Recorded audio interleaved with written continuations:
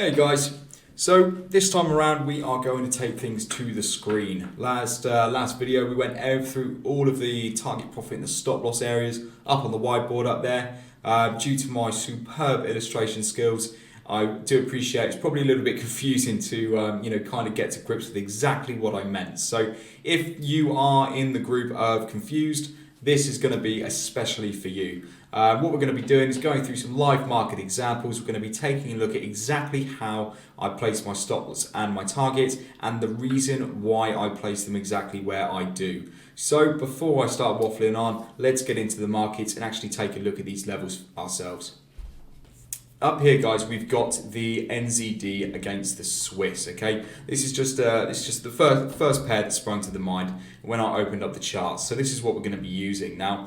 The same rules apply for our target profit and our stop losses across any pair. Okay, irrelevant of what asset class you're trading, it's going to be the same every single time.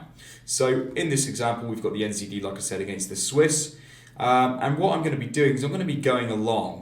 And we're going to be using the system for our execution. But what I really want you guys to take note of is the target profit and the stop loss. I don't want to make this video about execution. I'm going to simply be looking for the area in which price action would have been executed had we been using my sniper precision system down below.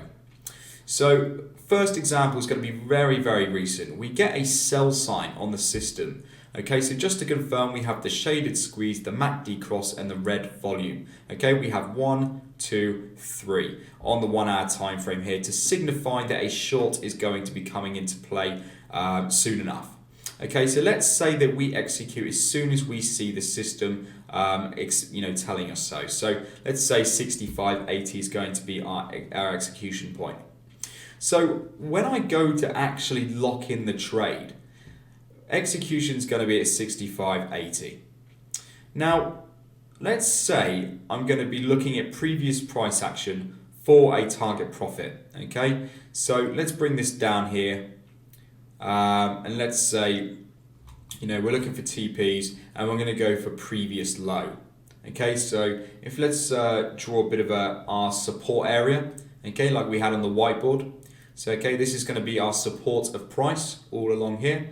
And then above we have our resistance of price along here as well at the top. So we execute our position here. Now the stop loss, this is it's a really good example actually. Trying to give you guys a good example of what I was on about over there on the whiteboard. Now this is a really good place for a stop. Okay, so you're going to have your stop loss just above this resistance zone of price. Okay, you're going to have your stop loss nicely above the previous highs, okay, because this has clearly been used as resistance in current price. Okay, we've got all of these highs here in the market. Okay, so price actions come up, we then come down again, we then come up, we then come down again, we come up, and we're looking like we're coming down again. This is a very stereotypical sign that the market is losing strength to the upside and is going to get that continuation back down to the base cam that we've been in. Okay, so we can use this as a range bound, we can use this as a short-term range bound bit of price action to be focusing on. So all I'm going to be doing for the highest probable outcome is I'm going to be setting up, first of all, my target profit, which is going to be down here, okay? Now, I'm not going to be targeting the very lowest low. I mean, in this example, that one would have been hit, but I really want you guys to understand the reason why I'm not going to be targeting that lowest point. Okay, so if I was targeting that lowest point, okay, there, price action, okay, this is a great example here, guys. I'll just make this a little bit more faint so you can actually see here. Okay, a little bit more faint. Okay, excellent. So what I'm looking at here, okay, if we scroll this right down, that is your previous low. Okay, this area right there. And look at where price action comes to, okay, before we get the bounce up. Before we start getting price action coming back up to the 65.45 zone. Price action comes down and actually reaches within 1.9 pips away from our TP being hit before we get the bounce up. Now, in this example, I fully well appreciate the fact that price action following the bounce does come down and hit TP before we get the climb up. So in this case, this would have been fine anyway. But this area, okay, that we're looking at here, this area of price action, this happens all the time. And instead of being lucky and getting that additional one final push down to hit TP, this kind of thing happens consistently in the markets. And you can see price action come back up from there, back up to either break even or climb right to the back up to the previous high again. Now, we are protected with our stop loss and where it is, above these previous highs here. But the fact of the matter is, guys, you're going to be waiting 3 or 4 times the amount of time for this position to be locked in, when all you could have been doing is just bringing that stop up, having it right here, okay? This area here is the most highest probable outcome. We have all of these areas at the moment, bottom, bottom, bottom here as well. If we go back, we've got these levels, okay? So if we actually draw like a little range around these areas here, okay? This area here, all around price, that is going to be your most highest probable outcome, simply because it's been tested by price multiple times in the past. This here, this is the least likely outcome for the position. Okay, price action testing this area again would be unlikely. And what do we want to do? We want to be high probability traders, which is exactly why I'm consistently targeting just a little bit above the the previous low, okay, for a short. And the same rules apply for a long, but we'll have a look at the longs in a moment. Okay, now with regards to the stop loss, yet again, guys, the stop loss is here because we have a simple but effective area of resistance. Price action has been here 1, 2, 3, 4, 5, 6, 7, 8, 9, 10, 11, 12, 13, 14, 15, 16 times in current price action, let alone the facts where we came up here as well. Okay, using this as resistance. So I don't need a stop loss for this position that's any larger than 21.4 pips. It's completely irrelevant, because if I see price action starting to make a break for it out of this level, I could probably be looking at a somewhat turnaround for price. So if price action starts to break out here, then I'm going to be looking at price action continuing on and hitting maybe this level or maybe this level here as well. Okay, so these two levels around here, that area there, that's a high probability area for a TP for a long as well. So there is literally no point for me in having a 1-to-1 risk reward ratio. If we drag that up 1-to-1, the likelihood is, guys, that you're going to be stopped out up here anyway. And in which case, you could have been out of this trade and actually thinking about taking a long from here above the previous highs up to that level there, with the stop loss just below this area now acting as support.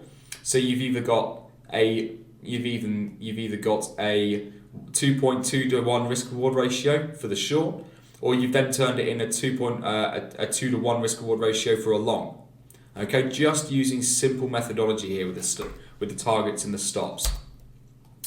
Okay, so that's that one. So I mean, let's have a look at another pair. Okay, let's take a look at the Aussie NZD. Okay, let's have a look at this one for a minute. So Aussie NZD, we'll have a look at the trend as well. So let's have a look at this trending market at the moment, okay? Now, same rules apply, guys, on the daily time frame. I mean, we can go up to the daily just for the sake of argument and have a look at this as well. The exact same rules apply. So first of all, you're going to be looking at your areas of support and resistance. One of my big areas of supply, which is big resistance to price action, is going to be right through there. That's going to be my big daily supply level. And then underneath it, we have the resistance here, which is going to be the big daily level of demand.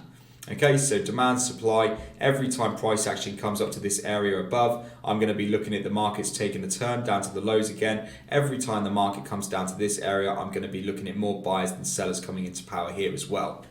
So for a long position, okay, we're going to be using the system, the same execution system for a long.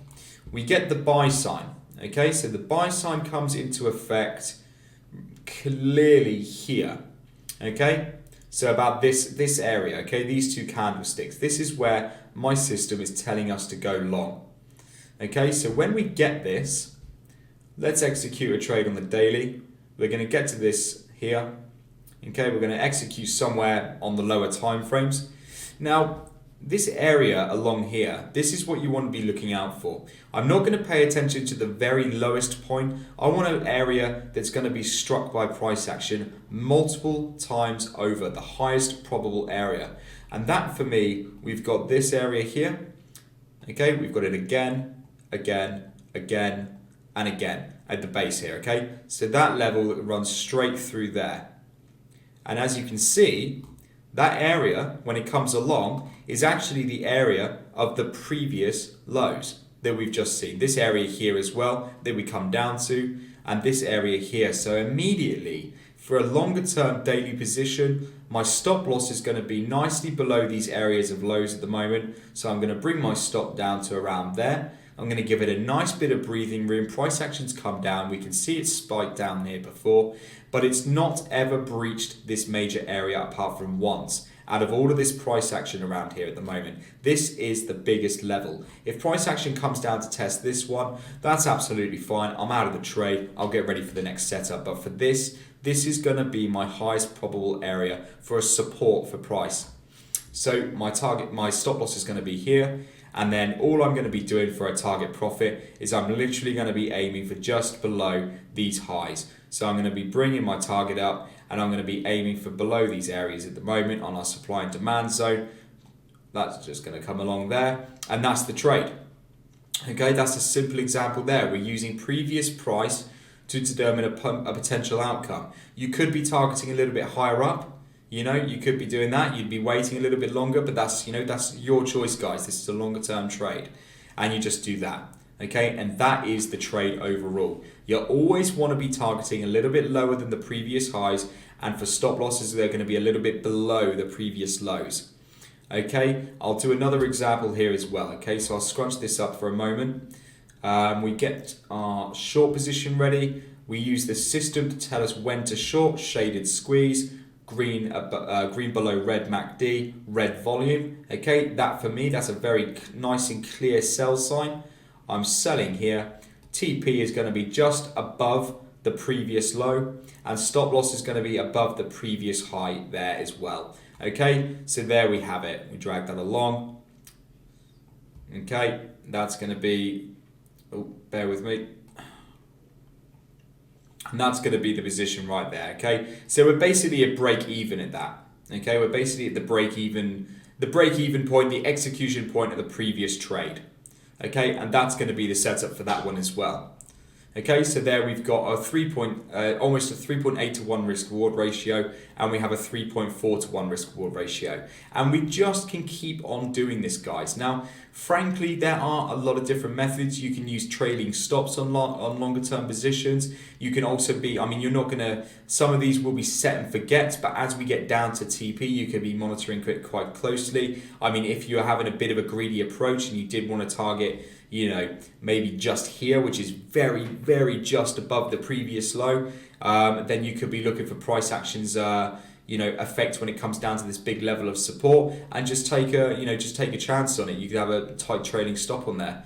But either way, that's going to be the approximation of the target profit and the stop losses using this method. And the same rules apply. We just continuously do this over and over again. Okay, in a range bound market. These are trends, okay? It's a daily range, but let's be fair, in that daily range, this is a downtrend, and we were trending down from the 25th of October 17 to the 13th of April 18. Okay, so that, for all intents and purposes, is a downtrend. But you can still use previous price action to really benefit you with the future potential outcome of current price.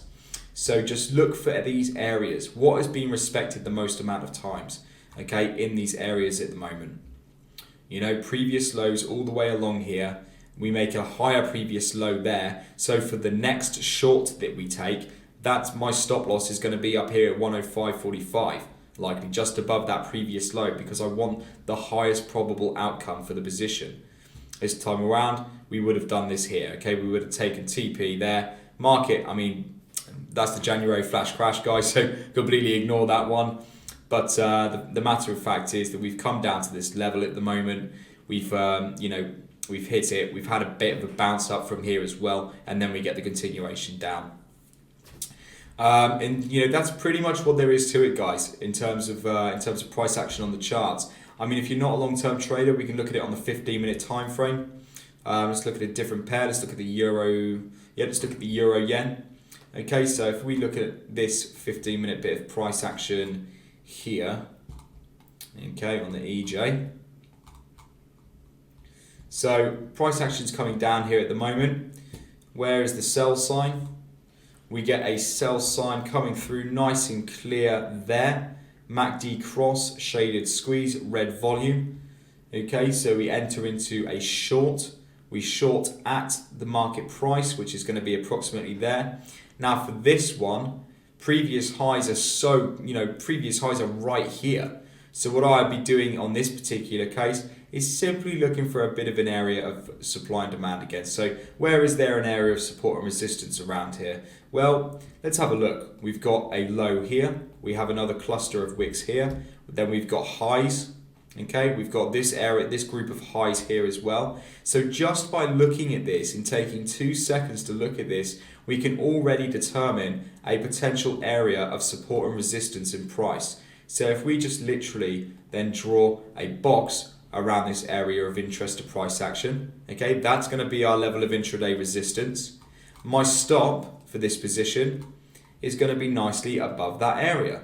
So I'm going to have a 30 pip stop, 25 pip stop. We're very much nicely above these previous highs here. We've covered all of this area of resistance to the upside. And my TP, I'm then going to be using previous price action. And how far back do you think we can actually look to gain a target profit for this?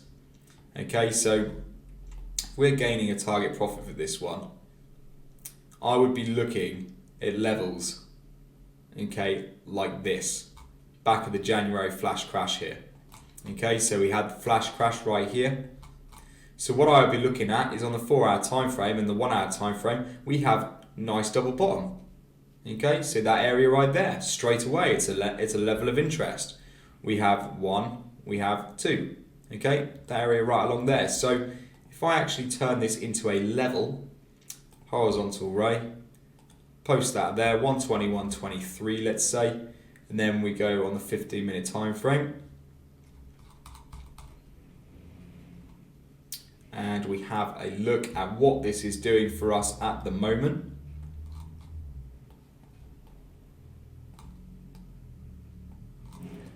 Okay, so that is going to be my level because that's a level of interest. It's above it's not obscene. We're not going for the bottom of the January flash crash. We're going for the area that has the most touches. So we come down here, that's going to be TP, and then we simply follow price. Okay, we go down, we're coming down, and there we have it. TP is hit, and look what happens when we hit this level, guys. Okay, look what takes place when we actually hit this level. Consolidation, it starts to bounce, we get a nice pullback, and then the second leg down comes. So what happens when we get to this area, guys? Shaded squeeze, MACD cross, red volume. So if we're out of this trade and we decided not to hold it, we only wanted to be in the position for a matter of a couple of days, or maybe not even that, matter of a day or so, we can then look to re-enter for a second position to the downside. But what we have done right here is we have given ourselves a 3.5 to 1 risk reward ratio. There is no need for stops to be any higher than the previous highs. We've already seen that this level is quite a significant level in recent price action, and all we do is look for old price action in the past to try and dictate a potential target for the future. Okay, levels of interest, support and resistance areas, we've already covered these topics. So now we're really looking at these modules, bringing all the information into one that's going to give you the full topic, the full analysis, the full system that can be used together to execute consistently profitable trades. Okay, guys, so I'm pretty much going to wrap that one up there. I hope it's given you guys, a bit of a better understanding than it was on the whiteboard. In terms of understanding why and how I place my stops where they are. Why I don't see the point in having a 1-to-1 risk reward ratio. It just, it never made sense to me using the 1-to-1, the 1-to-1, it's a 50-50. It's always, every trade you take is going to be a 50-50. So I really want to be, this is the kind of methodology I really want you guys to get involved with. It's worked for me immensely well, and it's come from, it's this analysis, this form of using target profits and stop losses has come from quite further up the food chain than myself. So I hope you guys really enjoyed it. And I hope you start to get into the methodology yourselves. So guys, that's pretty much it there for the targets and stop losses. Next up, we're going to be looking at a little bit about pullback trading, how and when I anticipate a pullback is going to take place, and the tools that I have available for you all that are going to be able to tell you exactly when a pullback is due. So amongst a few other things as well. So really looking forward to getting into that next video. So guys, take care. Look forward to seeing you in the next video in module 2. See you then. Bye bye.